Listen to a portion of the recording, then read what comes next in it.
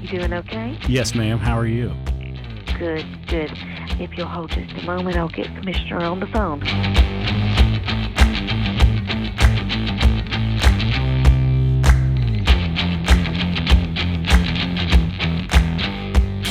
Welcome into the Ben Burnett Show. My name is Ben Burnett. My guest today is the Georgia Commissioner of the Department of Transportation, Russell McMurray. Russell, welcome in. Ben, glad to be with you today and look forward to our conversation. I have not. I guess the last time I saw you was a couple months back in Texas. Granted, I don't see you all the time anyway, but it was funny to just wander into you.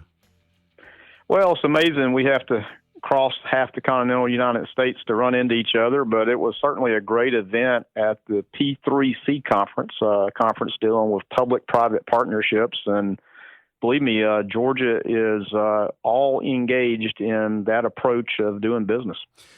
I would like to ask you, as somebody who has achieved some great things in public life, where did you grow up, and what did you study in school, and how did you decide that was what you wanted to be when you grew up?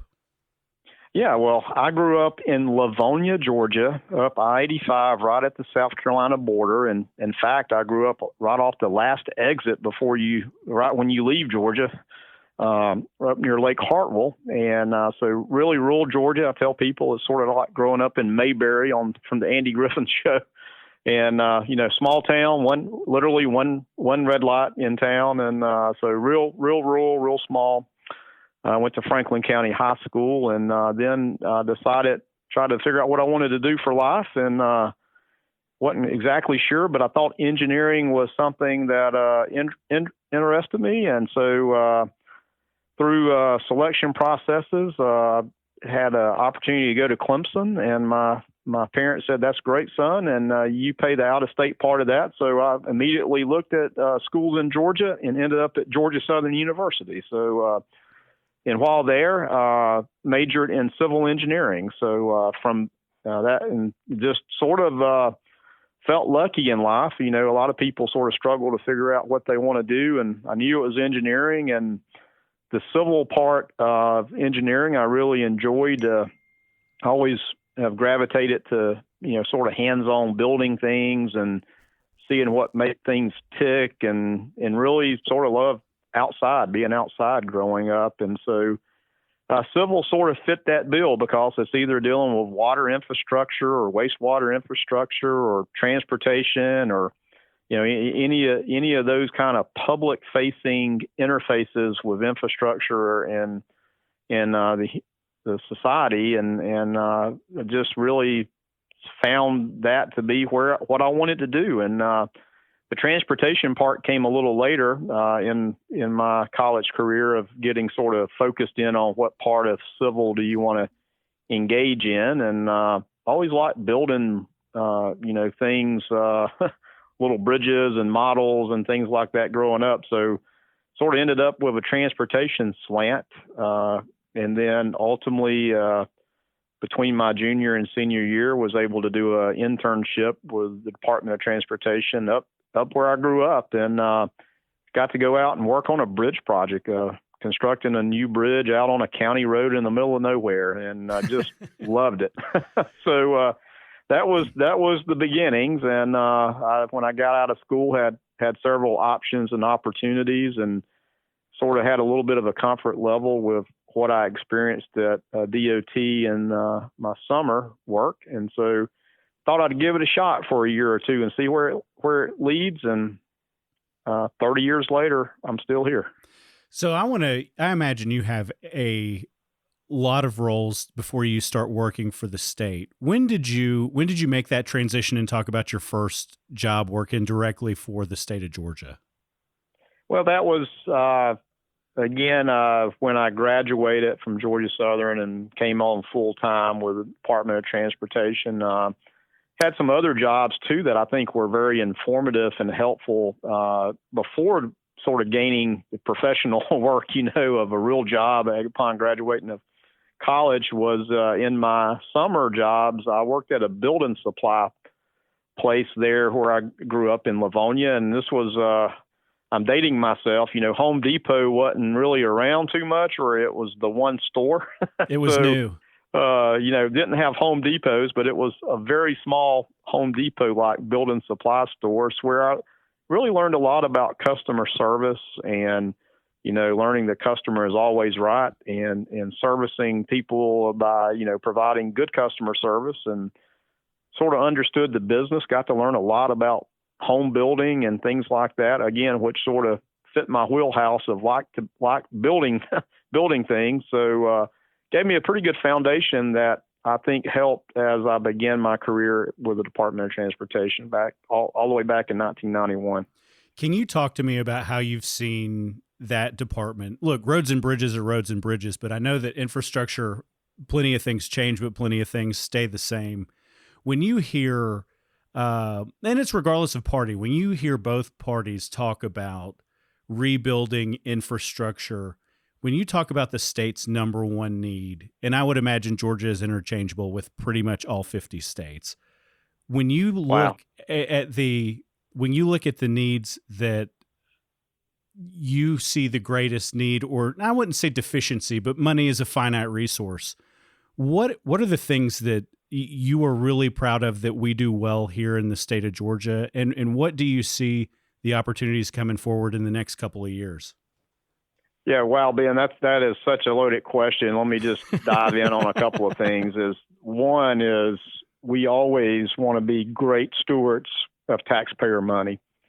And believe me, I've been told over my career, I'll pay your salary, right? Because it's taxes. And it comes from motor fuel tax. When you fill up at the pump, you're funding transportation in Georgia and also nationally. So there's excise tax on per gallons of gas at the federal level, about 18.3 cents. And at Georgia's tax rate is about 29 cents on gas that go to fund transportation. And that sounds like a lot, but it doesn't go as far as it used to. I just told somebody the other day, $1 billion doesn't go quite as far as it used to. And obviously we're sitting in some historic times of inflation, so that has other pressures that hadn't traditionally existed. But as we think about how do you use limited resources most strategically, there's a lot of things to think about, and it's always balance. You're trying to always seek the right balance. And the first approach is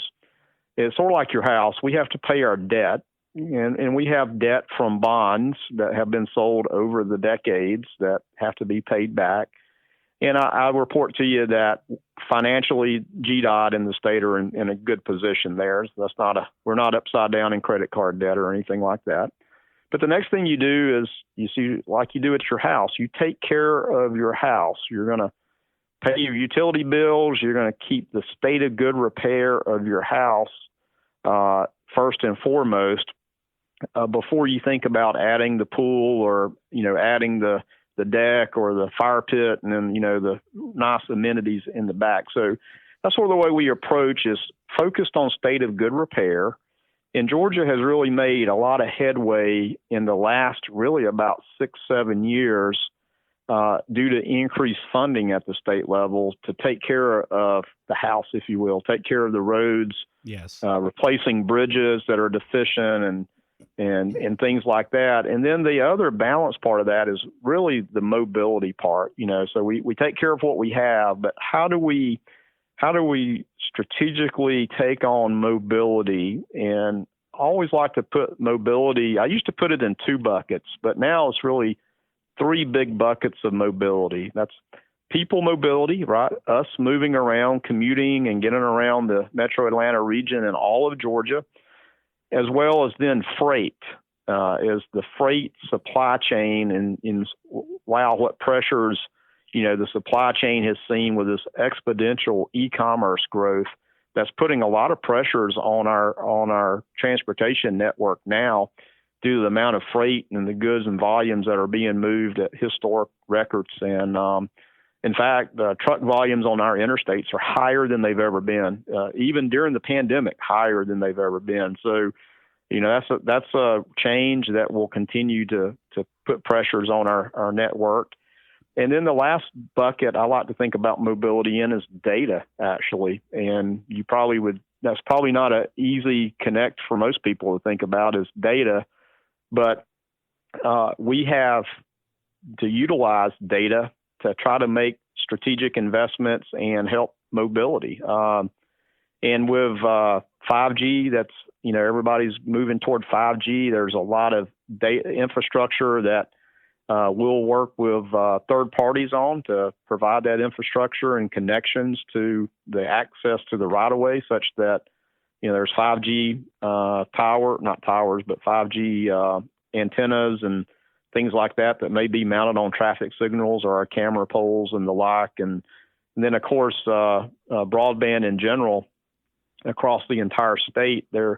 We're working to try to put a nexus to transportation and then trying to serve the sort of unserved areas of Georgia, especially in hurricane evacuation routes and things like that. So data, transportation data, the amount of data we can get from real-time data now that all of us transmit with our cell phones in our pockets or laying in our cars we're driving around.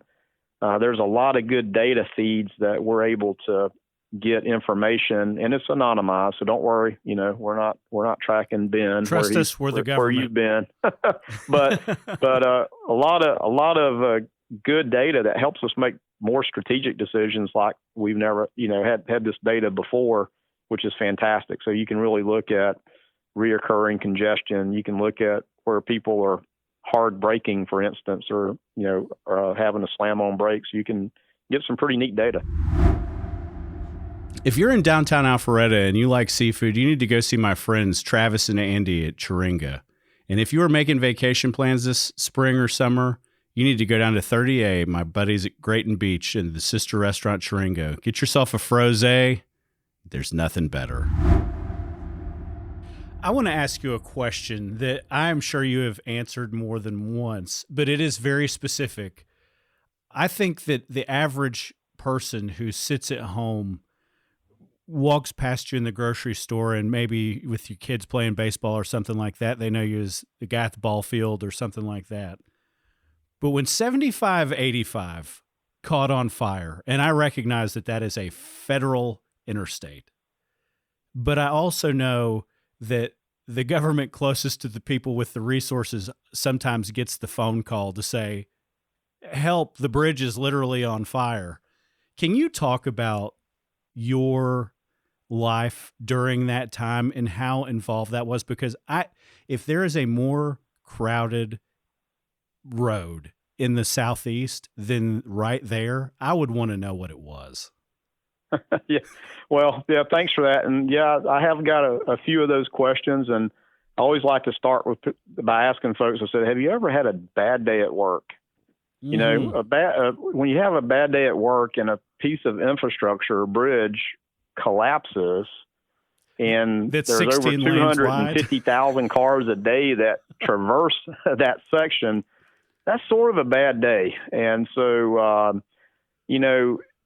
fortunately, there was, out of a really bad story, the first thing, most importantly, was nobody was hurt or killed in a very significant infrastructure failure. And I'm so thankful and grateful to the Atlanta Police Department, the Atlanta Fire and Rescue, our hero operators, the guys and ladies in the yellow trucks out there, and the police, state patrol, for everybody getting traffic stopped to make sure that there was somebody that got hurt or even worse, killed. So I'm always so grateful for them in that situation. But the way it works is, even though the interstates are federal, each state is responsible for designing, constructing, maintaining, operating those interstates.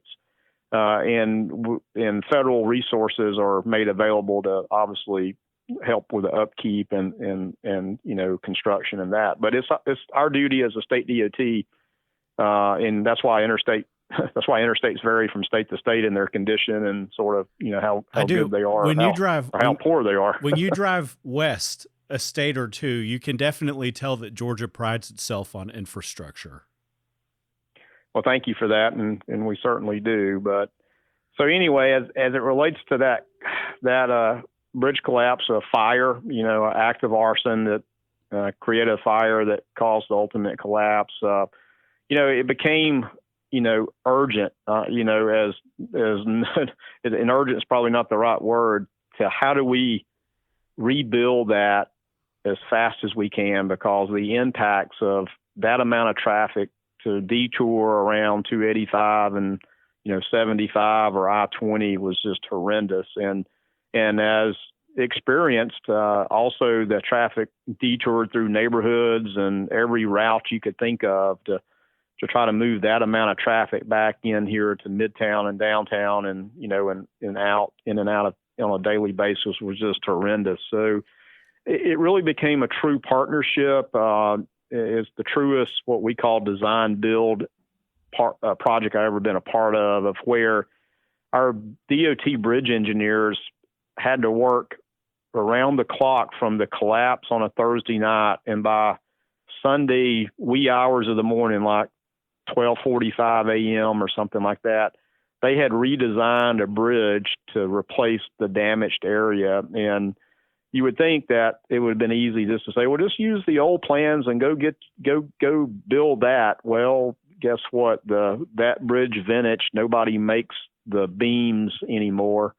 That was an older vintage bridge that you couldn't go just make the parts and replace it. So we had to redesign it from scratch. And we had immediately didn't wait on trying to procure or get contractors on board. We called contractors and said, look, we need you to tear this down and we need to get building back, and we'll negotiate and work with you, on what this cost as we go in real time and be fair and get to a reasonable settlement of payment for work. And so, a lot of cooperation, and our bridge engineers were sending detailed drawings over to the contractors sort of real time, and not waiting to the final set of plans were finished and then here's the whole work product, but here's pieces at a time. Go forth and procure the materials and start building as we go. And so just a true testament of teamwork and partnership, and ended up in record time. And I always like to share this too, is when I went over and briefed Governor Deal at the time, gave him the timeline of what this was going to cost and how long it was going to take. The governor said, well, Russell, is there any way you can get them to do it faster? And I said, well, Governor, we're shrewd negotiators. We're going to make them contractors work as hard as they can. He said, but is there a way to incentivize them? And I said, well, yes. And so we actually came up with a pavement incentive because of the criticality of this busy corridor. And it was Governor Dill's idea to say, hey, figure out how to incentivize them to go even faster. And we did that. And the contractor actually, because of that, worked 24/7, I'm till sure they finished, they did. Yeah. which made a big difference. Oh, well, I remember I feel like it was the summertime, and I live in North Fulton. I know that you live north of the city too, but I also know that you have to go downtown probably more days than you don't. And it, as much as it is your road, you're also a client. So I know that there were extenuating circumstances, but if I ever think of a day in the life that I would never want to live in your profession, it has to be one of the most memorable things you've ever done. But one of my favorite things to do with you, and I haven't done it in a while, is that I'll take a picture of a bridge and text you, and you're like a photographic coach, and you can always say Browns Bridge Road, Lake Lanier, going to Gainesville, or pick one. I always think it's hilarious that you can, like a coach, you remember all the plays that you played in a game from 5 or 10 years ago. It's really, really something that is neat to see. But one of the things I want to ask you, a lot of people that listen to my show in general, if there was one niche, I find people that are interested in local government. And one of the most valuable relationships that you can have as a locally elected official or county, or I'll even say, state house, is with the Georgia Department of Transportation. Talk to me about the best relationships that you have and what make them in those partnerships successful. Great question and observation. And partnerships are so key. And you have to have those partnerships locally at the city level, the county level, and then, in the state level. Because it really, as diverse as this state is, and each community and municipality has their own specific needs, and they're all, even though they're all transportation related, they're all unique. And that's one of the things we really try to value is what is the correct project in that community. What is the best that strikes a balance? And I mentioned balance before, and a lot of times it's trade-offs.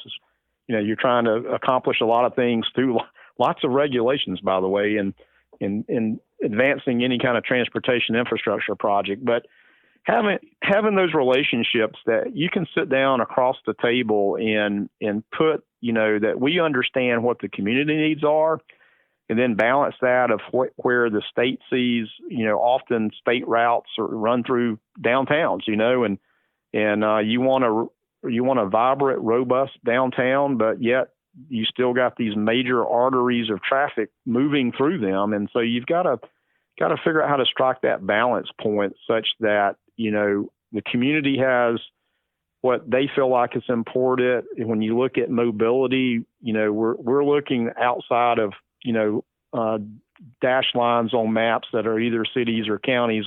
We look at things regionally and at state levels. But it takes that partnership to sit down across the table and understand and listen, and then try to, get to consensus on what those best solutions are. And I think that our Department of Transportation has evolved, obviously, over decades of where, it was here's our solution, don't question it, to really how do we work together to get to a meaningful solution. And I can tell you, though, out of every project, there's going to be some people that don't like it, and there's going to be people that do like it, and some that are just neutral. So, there's no utopian moment, but certainly nobody likes them when they're going. To the local level and the county level is having those partnerships, with all the cities and the 159 counties across this state is very important. And, Ben, I got asked one time sort of from a reporter trying to do a little bit of a nasty kind of interview, was like, well, isn't your job just politics and political? And I said, well, absolutely, it surely is. And just threw the gentleman for a loop. And he said, well, what do you mean? I said, well, there's no way that the commissioner or the staff of GDOT can be in every city and every county to understand. And that's why we have elected forms of government, being city councils and commissions and county commissioners and, county commissions and state level, so that we can hear what those needs are that are come from a representative form of government. So to answer his question as the reporter, I was like, so yes, it is political, because thank goodness, because otherwise there's no way we could canvass, the 10th largest state in the nation. This is not going to work. Well, it's interesting to ask, because I have always found you to be somebody who truly had the desire, no matter who was calling you, no matter what the issue was, that you and your team wanted to be helpful. And I think that, one of the things that I also like about you is that the answer's not always no, but the answer is yes, but, or let me see how we can get there. I think that the fact, and I hope your phone explodes after I tell people that your answer is always yes, but I do genuinely, you and your staff do a tremendous job of trying to be people in the solutions business. If you're in North Fulton and you're in need of a golf cart, contact my friends at Low Speed Vehicles of Alpharetta, your place for easy-go golf carts. In closing, I want to ask you, with respect to the $1 trillion infrastructure bill that's coming down, in your estimation, how will that provide the greatest impact to the state of Georgia? Because I have to imagine that your your staff and your team and your organization will be tremendously impacted through the funding that's coming. Do you have anything you want to share about what Georgia can expect with that money over the next couple of years? So, yeah, a lot going on with the federal infrastructure bill that passed last year, late last year, and what it means to Georgia and what it means to the Georgia Department of Transportation is about $10.5 billion over 5 years. And so this infrastructure bill, as it relates to transportation, replaced the previous infrastructure bill and then plussed it up by about 20% in the first year and goes up to about 28% higher funding levels over the 5-year period. So each year, there was a step up in the first year of 20% and then a 2% increase in the next 4 years to follow. So that's a tremendous increase in funding. And in fact, I can't recall in 30 years here at DOT that there's ever been such a plus up of funding federally to the state. So that was very welcome because the state of Georgia has helped itself to increase its funding levels over the years to take on transportation and infrastructure. And now the federal level stepped up to help, or the federal government stepped up that helps these increased levels that are so needed. And in fact, the excise tax federally hadn't been adjusted since 1993. So, a long time before there was any additional federal funding that helps advance lots of things in Georgia. And so it's going to be a very big boost to help do things. The bill has a lot of new type of programs in it as well that are different. One of those is one's for electric vehicle infrastructure charging. And so we're just unpacking. In fact, this week, the rules came out on that. So we're unpacking what that means. And each state will have to develop a plan and submit to the federal government to get approval before it can start deploying electric vehicle chargers. And so as the vehicle industry moves to more electric vehicles, and obviously Georgia going to be a big player in that with the announcement of Rivian building electric vehicles here on the east side of Atlanta off I-20, and a lot of other businesses that are here in Georgia, located in Georgia, that are either batteries or in the charging industry. So it's really a big boost economy for Georgia. So we'll work to deploy those. There's some other programs out there. One's addressing greenhouse gas and sort of the non-motorized things such as paths and trails, and to provide other forms of transportation. So certainly a new program there, and another program that is focused on hardening infrastructure due to extreme weather or climate. And, certainly Georgia, our coastal communities are certainly threatened by hurricanes and things like that. And a lot of that infrastructure on the coast can be improved, and so that, it's not routinely flooded through tropical storms and the like. So there's a lot of new buckets of federal money. When they do these transportation bills, it always comes in buckets with regulations and requirements to be in compliance with. But it really does plus up quite a bit. There was funding for bridges as well.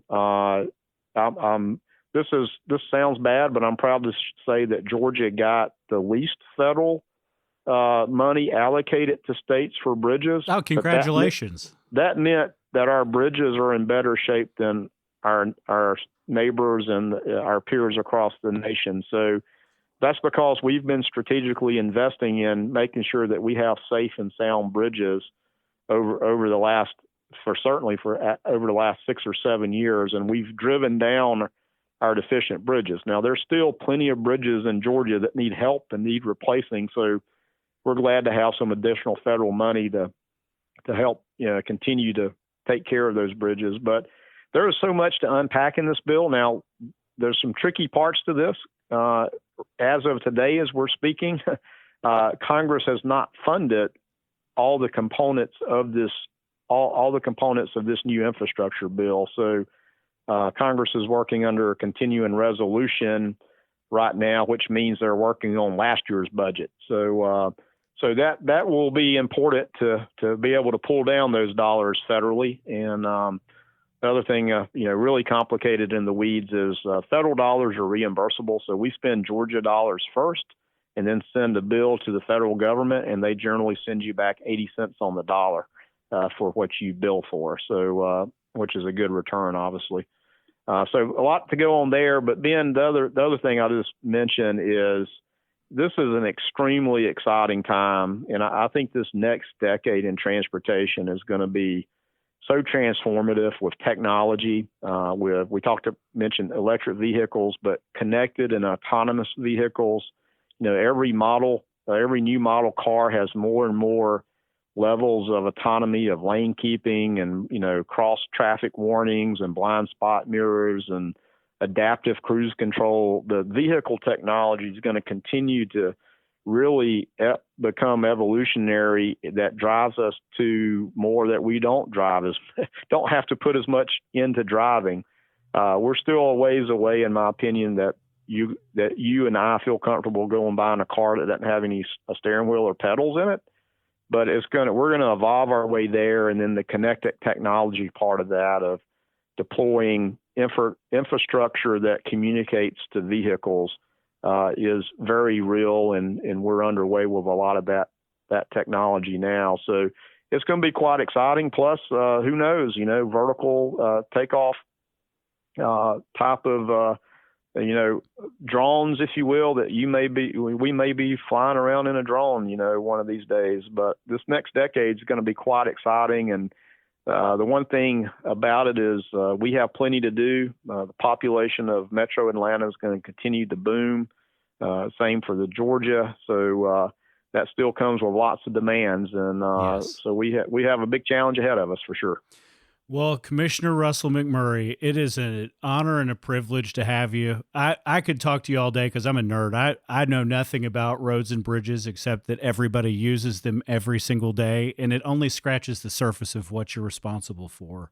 So I hope the next time I see you is not in Dallas, but if it is, I'll be sure to bring my next list of 10 questions. Sounds great, Ben. I really enjoyed the opportunity. Thank you so much for providing this opportunity to me. And now all your listeners can think about, hey, I know the guy. When I'm stuck in traffic, they know who to vent to, and it's me. Well, you make it happen, or you hold them under the thumb. So it's always a pleasure to catch up with you, man. And I just always appreciate you. In my time on the city council in Alpharetta, I can't tell you how much you treated our town just far better. I won't say far better than we deserve, but when you wonder how things get done, I mean, I'm talking to the guy who makes it happen a lot. So I appreciate your kind words and you sparing some time with us, man. I'll see you soon. Thank you so much. Have a great day.